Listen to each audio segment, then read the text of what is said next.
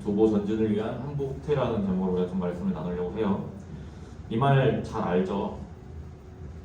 조보 전진을 위해서 한보 후퇴한다. 뭐 우리가 뭐 단적으로는 바둑이나 체스 갖고 좀 생각을 하면 될 것 같아요. 바둑이나 체스를 갖고 좀 생각을 하면 될 것 같은데, 흔히 이런 대전 게임들은 이제 한 수나 두 수 앞을 이제 바라보고 게임을 해야 돼요. 그래서 뭐 체스 같은 거는 이제 스피드 게임 하거든요. 막 0.1초, 0.2초로 누가 더 빨리 누르냐에 따라서 이제 승패가 갈리기도 하기 때문에 항상 다음 수를 두기 전에 그 다음과 다음 수까지 보는 경우도 있거든요. 챔피언들은 그렇게 한다고들 해요. 그래서 그 다음 수를 예측하기 위해서 그 체스판의 그 모양까지 하나하나 다 이제 외운다고 하더라고요. 바둑도 그렇게 다르지 않아요. 바둑도 결국 내가 여기를 뒀을 때 이 사람이 그 다음 여기도, 그 다음에 내가 여기다 두겠다는 모든 계산을 갖고 이렇게 바둑을 두잖아요. 그래서 우리가 그 이세돌 기사랑 알파고가 이제 대결을 했을 때 그렇게 어떻게 될까 알지 못했던 게, 사람의 두뇌랑 기계가 계산하는 거랑 뭐가 더 나을까를 우리가 좀 이렇게 한편으로는 걱정하면서 이렇게 바라봤던 경기였잖아요. 그것처럼 결국은 상대방을 이기려면 한 수 앞을 바라보고 우리가 그 다음 수를 둬야 돼요. 어떨 때는 그 다음 한 수를 위해서 이번 한 수는 물리기도 하고 또 져주기도 해요. 큰 말을 잡기 위해서 일부러 중요한 말을 내어주기도 하고, 또 큰 말을 잡기 위해서 쫄병 같은 걸로 이제 함정을 파기도 하죠. 남들보다 한 수, 두 수를 내다 보려면 훨씬 더 많은 노력이랑 또 인내, 그런 것들이 필요해요. 아니, 상상하기 힘든 노력이나 어떤 인내가 필요할 수도 있어요. 다음 도약을 위해서 잠시 웅크린다라는 말도 있잖아요. 조보 전진을 위한 한보 후퇴다.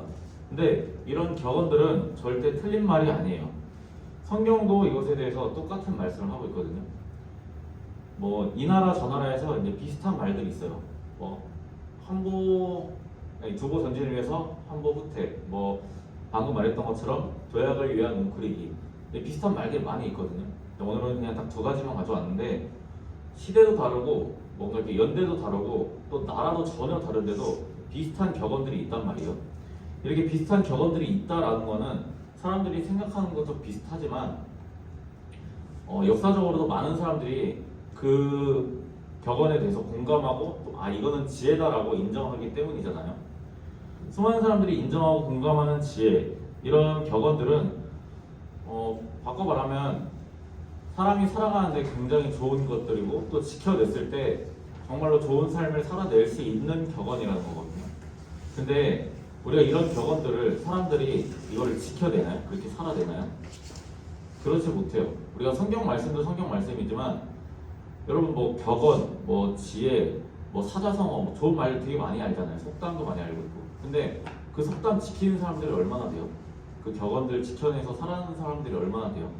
단순히 성경에 대한 이야기가 아니라 요즘엔 너무 쉽게 배우고 또 많은 지식들을 알고 있기 때문에 어떻게 하면 이 세상을 지혜롭게 살아가고 어떻게 하면 잘 살 수 있는지에 대해서 다들 알아요. 근데 그렇게 살아내는 사람은 없어요. 이런 격언들 나오면 나 그거 아는 내용인데, 근데 그 아는 내용대로 살아내는 사람이 얼마나 되나요? 그러지 못해요. 신기할 정도로 살아내지 못하고 신기할 정도로 알면서도 그렇게 하지 못해요. 잘 살 수 있는 비법이고 분명히 성공할 수 있는 방법인데 사람들이 그거를 하지를 못해요. 알면서도. 우리가 가끔은 한 볼을 후퇴해야 그 다음 기회에 남들보다 두 발 앞설 수 있다는 걸 알고 있음에도 불구하고 당장의 눈앞에 내 손해가 있을 것 같으면 이거를 감수해내지를 못해요. 지혜를 분명히 들었음에도 불구하고 이거를 지켜내지 못한다는 말이에요. 이유는 간단해요. 그냥 견뎌내지 못하기 때문이에요. 그 순간을 견뎌내지 못하고 자신의 욕심을 견뎌내지 못하기 때문이에요. 왜냐하면 한보 후퇴라는 거는 결국 다른 사람이 나보다 한 발짝 앞에 갈 때 그거를 참고 기다리고 있어야 되고, 또 당장에는 내가 손해보는 거를 내가 참아내야 되기 때문이에요. 할 수 있을 것 같고 또 내 생각대로 될 것 같은데 내가 이걸 왜 참아야 돼? 라는 생각 갖고 사람들이 그 순간순간을 그냥 내 생각과 뜻대로 이렇게 움직이게 되는 거예요. 성경의 말씀을 떠나서 세상에 그런 좋은 격언들이 있음에도 불구하고 그 말씀대로, 그 격언대로 살지 못한다는 거예요. 다른 사람들보다 우리가 1, 2분 먼저 하겠다고 무단횡단을 하기도 하고 새치기를 하기도 하잖아요, 사람들이. 근데 부단횡단하고 좀 빨리 가려고 이렇게 쳐내고 가다가 사고 나는 경우가 많단 말이에요. 조금 더 빨리 가겠다고 가로질러 가다가 차 사고 나면 그게 빨리 가는 건가요? 한 5분 빨리 가려고 막 뛰어가다가 넘어지면 그게 5분 빨리 가는 걸까요? 아니잖아요. 당장은 빠를 것 같고 또 당장 빨리 갈 수 있는 것 같아요. 하지만 막상 가다 보면 먼저 갔던 사람들이 거기 중간에 서서 멈춰 있어요. 이건 단순히 그냥 뭐 길을 가네 그런 얘기가 아니라 공부할 때도 마찬가지예요. 공부를 하거나 뭔가 내가 미래를 준비하면서 갈 때도 마찬가지예요. 나보다 먼저 앞에 갔던 친구가 내가 어느 정도 조금 차근차근 가는 동안 분명히 나보다 이만큼 먼저 갔던 친구인데 그 친구가 거기서 멈춰서서 거기서 더 이상 전진하지 못하는 거예요. 그런 경우 많이 봤어요. 지금도 그런 친구들 보고 있고요. 빨리 가려고 하는 마음은 결국 마음만 급하고 또 내가 할 수 있는 모든 것을 그 능력대로 할 수 없게 만들어요. 급하게 만든 건 뭐가 됐든지 그게 그 내용이 부실할 수밖에 없거든요. 우리가 흔히 부실공사라고 이야기를 하잖아요. 부실공사라는 게 왜 부실공사인가요? 돈을 아끼고 시간을 아끼려고 하는 거잖아요. 최대한 돈을 뽑아내려고 빨리빨리 하려고.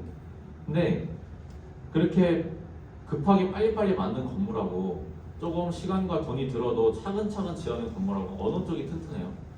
쉽게 어렵게 생각 안 해도 우리가 뻔히 알잖아요. 차근차근 지어낸 건물이 훨씬 튼튼하단 말이에요. 그리고 이것들이 시간이 가면은 지금 당장은 모를 수도 있어요. 근데 뭐 한 2년, 3년, 5년 가다 보면 결국은 부실공사로 지은 건물은 엄청 많은 문제들이 생겨요. 벽이 금이 간다든가 수도가 터진다든가 집안에 곰팡이 나든가 온갖 문제들이 생기는데 차근차근 지은 건물들은 그런 문제들이 안 생겨요. 그러면 결국은 처음에는 빨리 짓기 위해서 지은 건물이 나중에는 보수하기 위해서 더 많은 비용, 더 많은 시간, 더 많은 노력이 들어가게 돼요.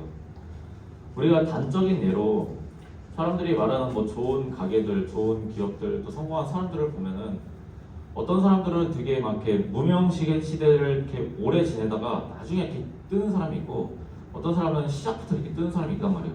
근데 보면은 무명 시대를 오래 지낸 사람일수록 성공했을 때 그 성공이 견고해요. 근데 빨리 성공한 사람일수록 쉽게 무너지고 또 쉽게 넘어져요. 우리가 당장에 좀 느릴 것 같고 또 당장에 좀 안 될 것 같은 일이라도 우리가 조금이라도 안정적이고 또 나중에 제대로 섰을 때 튼튼하게 서기 위해서는 조금은 천천히 갈 필요가 있어요. 한보 후퇴하는 것, 또 당장 이 순간을 참고 인내하는 것, 도약을 위해서 뭉클이는 것, 이런 표현들은 결국 다른 사람이 앞질러 갈 때 나는 참고 기다리고 조금 더 준비하라는 말이잖아요. 사람의 마음은 근데 이런 것들을 견디기가 힘들어요. 나보다 앞서간 저들을 쫓아가기가 이제 나중에 가면 힘들 거라고 생각하는 마음이 들고 또 내가 저거 이길 수 있을까라는 생각이 들어서 당장에 지금 노력하려고 지금 조금이라도 빨리 가려고 노력하게 돼요. 하지만 하나님은 오늘 우리 말씀을 통해 갖고 너희가 한 번 후퇴하더라도 도약을 위해서 잠시 웅크려라 라고 말씀을 하시거든요.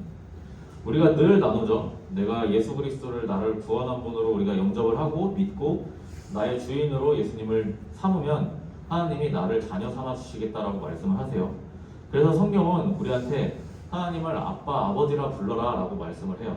너희가 예수 그리스도를 네 삶의 주인으로 믿으면 네가 하나님을 아빠, 아버지라고 불러라 라고 말씀을 하세요.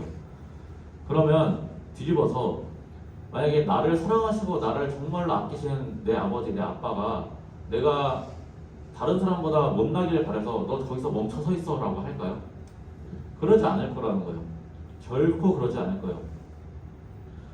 나를 사랑하시는 내 아버지가 부모님이 내가 못되길 바란다는 것 자체가 말이 안 되잖아요.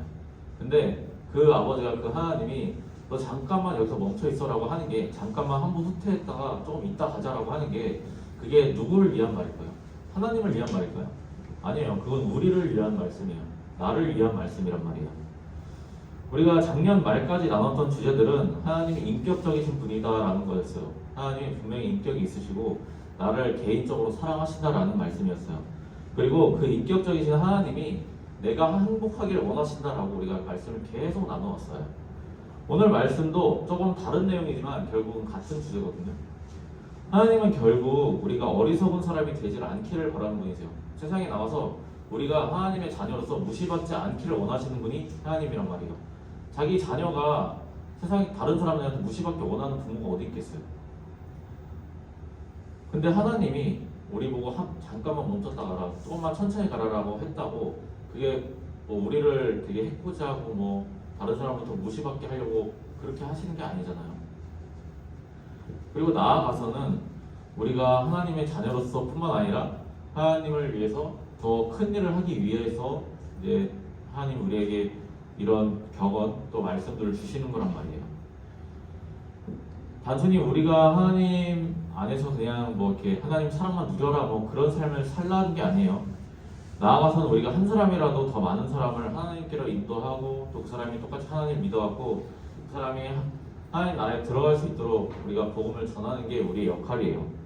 결국은 이런 것들은 내가 바른 삶을 살아야 그게 가능하잖아요. 내가 똑바로 살지 않는데 저 사람한테 다른 사람한테 여러분 하나님 믿으세요, 예수님 믿으세요 할 수 있을까요? 절대 못해요.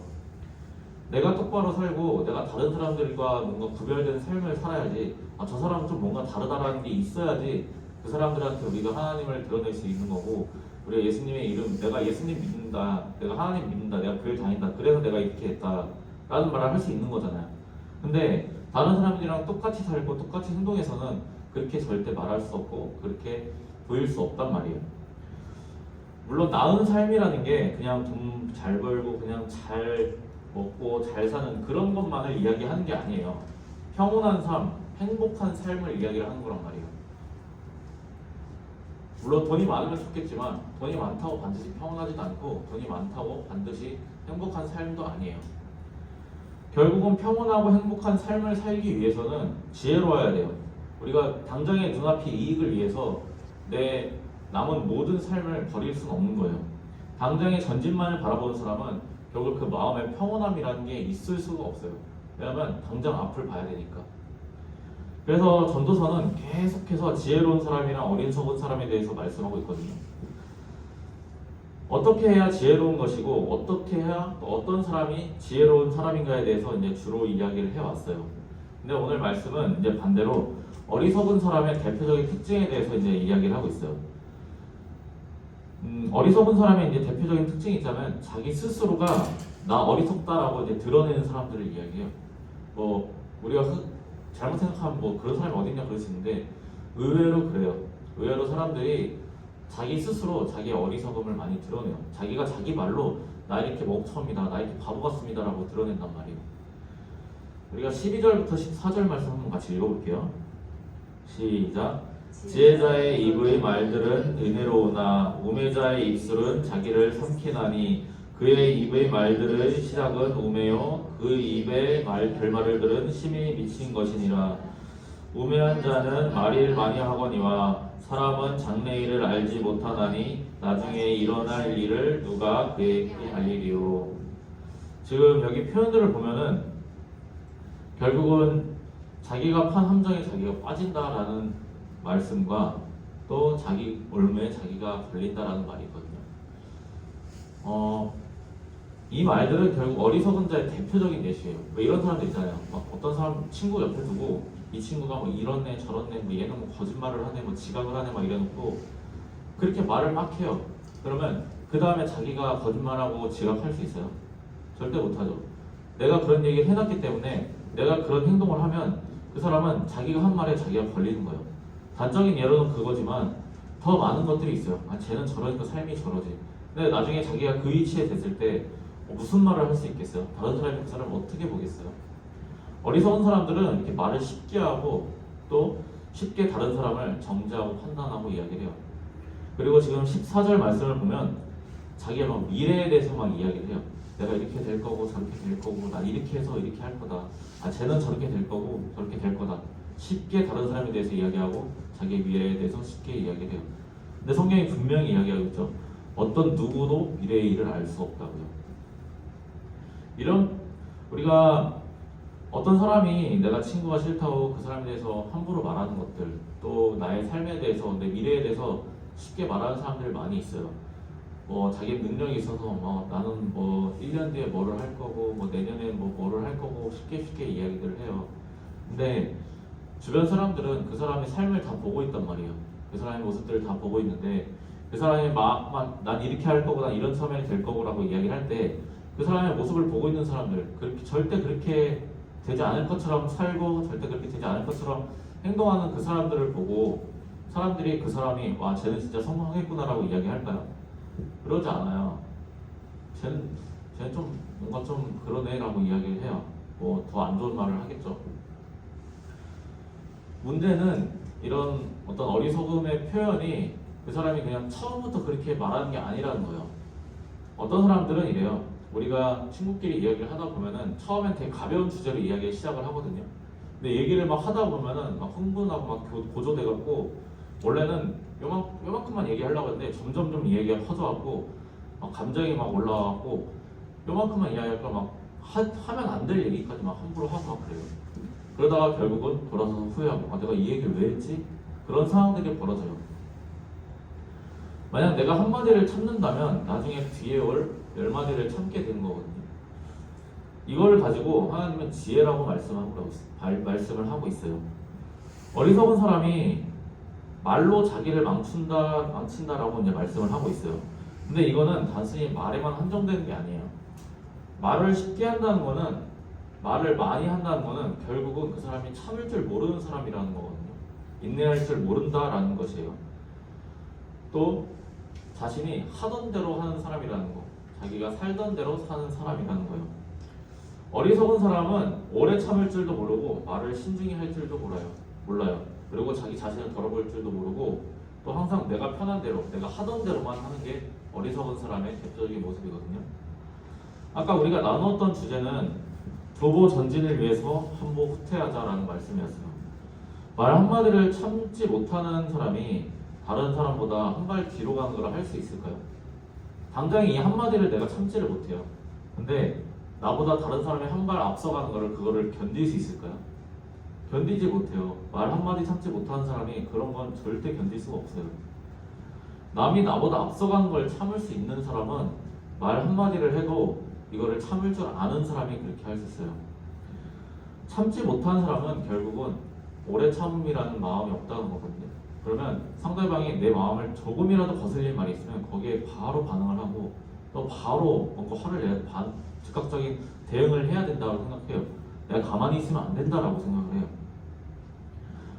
말 한마디도 신중하게 하지 못하게 되고 그러면 말 한마디를 해도 그 사람의 인격과 또 품성이 낮아지게 돼요. 그런 사람들이 어떻게 후퇴와 당장의 손해를 감수할 수 있겠어요? 하나님은 이것에 대해서 이렇게 말씀하고 있어요. 4절에서 9절 내용을 보면 조금 쉽게 풀어서 한번 볼게요. 왕이 당신이 억울하게 만들어도 당신은 참고 공손해야 합니다. 그러면 당신이 생각하지 못한 훨씬 큰 일도 용서받게 하실 것입니다. 어리석은 왕은 악한 자를 높은 지위에 앉히고 인격자를 낮은 지위에 앉힙니다. 또 낮은 자를 대우하고 높은 자는 하대합니다. 왜 이런 말씀을 할까요? 이거는 전도자가 솔로몬 왕이 사람들을 보는데 세상을 보는데 이렇다는 거예요. 이렇게 어리석은 왕들이 이렇게 행동하고 그 어리석은 왕 밑에 사람들이 이런 대우를 받는다라는 거예요. 근데 그냥 단순히 이것만을 위해서 이 얘기를 하는 게 아니에요. 인격자라고 할지라도 또 존경보다 마땅한 사람이라고 할지라도 어리석은 사람 아래에 있을 때는 불의를 분명히 당한다. 그리고 나아가서는 이런 것들은 돌을 캐는 사람과 나무를 쪼개는 사람이 자기가 캐던 돌에 자기가 쪼개던 그 나무에 다치는 것과 같은 거다라고 말씀을 해요. 하지만 이것들을 우리가 그 순간에는 피할 수 없지만 분명히 그것을 피할 수 있는 지혜가 있다라고 말씀을 하고 있거든요. 4절과 10절을 한번 같이 읽어볼게요. 시작. 주권자가 내게 분을 일으키거든 너는 내 자리를 떠나지 말라. 공손함이 큰 허물을 용서받게 하느니라. 철 연장이 무디어졌는데도 나를 달지 아니하면 힘이 더 드느니라. 오직 지혜는 성공하기에 유익하니라. 아멘. 아까 어리석은 사람이 하는 실수가 뭐라고 했죠? 말과 행동을 쉽게 하는 거다라고 말씀드렸어요. 거기에 대해서 하나님은 너의 자리를 지키고 네가 공손하게 행해라 라고 말씀하고 있어요. 여기서 우리가 할 수 있는 게 뭐죠? 내 위에 있는 사람이 나를 억울하게 대하고 내가 억울한 상황에 처했을 때 내가 할 수 있는 거는 그냥 그 즉시 참지 않고 이렇게 행동할 수 있겠지만 우리가 그 순간을 참아내는 것도 우리의 선택이고 우리의 생각이에요. 우리의 능력이에요. 하나님은 그 순간에 참는 것이 그게 지혜다라고 말씀을 하고 있어요. 그 참는 걸 통해서 하나님이 주신 은혜를 누릴 수 있고 하나님이 더 큰 은혜를 주실 거다라고 말씀을 하고 있어요. 돌을 캐고 나무를 쪼개는 사람들이 사용하는 물건들은 결국은 철기거든요. 결국은 날붙이잖아요. 근데 이 날붙이라는 게 날이 무디면 무딜수록 많은 힘이 들어가고 사고가 날 위험이 높아요. 흔히 사람들이 이제 칼 같은 거를 다룰 때, 학용품도 마찬가지지만 칼 같은 걸 다루면은 날이 날카로우면 위험하다고 생각을 해요. 근데 그렇지 않아요. 날이 날카로워야 사고가 안 나고 날이 날카로워야 힘이 덜 들기 때문에 다치는 일이 적어요. 성경은 이것에 대해서 분명히 이야기를 하고 있어요. 날이 날카로우면 어떻게 해야 되죠? 미리 갈아놔야 되잖아요. 일을 하기 전에 미리 갈아놔야 돼요. 뭔가를 내가 행동하기 전에 미리 준비하라는 거예요. 우리가 이 정도는 내가 대비하기 위해서 뭔가를 할 수 있는 지혜는 부릴 수 있잖아요. 부당하고 어려운 일을 당할 때와 예상치 못할 위험이나 또 그런 일들이 있을 때 우리가 당장의 편안함이나 당장의 분노를 해결하기 위해서 쉽게 말하고 또 쉽게 행동하고 또 그 간단한 일들을 미리 해놨으면 간단한 일들을 우리가 미루게 되면 결국은 나 자신한테 어려움이 오게 돼요. 부르고 불러서 결국 나 자신한테 돌아오게 돼요. 그냥 말을 좀 참는 것, 화를 좀 참는 것, 또 내 앞을 위해서 미리 조금 준비해 두는 것, 남들이 한 발 더 갈 때 나는 잠시 서서 내 공고를 다듬는 것, 이 정도의 준비만으로 우리가 얼마나 많은 어려운 일들을 피해갈 수 있고 또 얼마나 많은 또 하나님의 은혜를 얻을 수 있는지 좀 깨달으시길 바랍니다. 당장은 내가 이 참는 순간 그리고 이 도구들을 다듬는 이 시간들이 아깝고 또 억울하게 느껴질 수도 있어요. 근데 하나님은 오늘 분명히 말씀하고 있어요. 그 우리가 아깝다고 생각하는 그 내 억울한 시간들, 내 참는 억울한 감정들, 또 내가 아깝다고 생각하는 이 잠시 준비하는 이 시간들, 남들이 한 발 앞서갈 때 잠시 멈춰서 준비하는 이 시간들이 내 나중을 위해서 이게 얼마나 큰 도움이 되고 또 안전이 되는지에 대해서 분명하게 말씀하고 있어요. 하나님이 말씀하시는 것은 당장 우리가 참아야 하고 귀찮음을 감수해야 할 일들이 있을 거라는 거예요. 하지만 그 일이 우리가 두보를 전진하기 위해서 잠시 후퇴하는 것이고 다음 도약을 위한 잠시의 웅크림이라는 거예요. 하나님의 말씀을 누구나 알기는 해요. 항상 말씀을 듣고 또 속담들, 격언들을 듣고 있어요. 하지만 그 알고 있는 것이 지혜가 아니라는 거예요. 그것을 행하는 게 지혜다라는 거예요. 하나님이 나를 위해서 주신 지혜로서 우리가 인내심과 노력으로 그 하나님의 은혜와 또 행복한 삶을 누리기 위해서는 우리가 결국 행해야 한다라는 거예요. 단순히 맨날 설교만 듣고 마는 것이 아니라 우리가 그 설교를 듣고 그 잠시라도 그 순간순간이라도 하나님 말씀, 이런 말씀들이 생각난다라고 생각을 하면서 되돌아보면서 우리가 그 순간을 고려해야 되고 그 순간을 참을 줄 알아야 돼요. 여러분 분명히 그 순간들이 오면 분명히 생각나게 하세요. 순간순간을. 여러분이 지금 그냥 흘러가듯 들었더라도 하나님이 분명히 그 필요한 순간에 생각나게 하세요. 그 순간에 하나님 말씀을 기억하고 그 말씀대로 참고 그 말씀대로 준비할 수 있는 우리 모두가 되기를 예수님의 이름으로 축복합니다.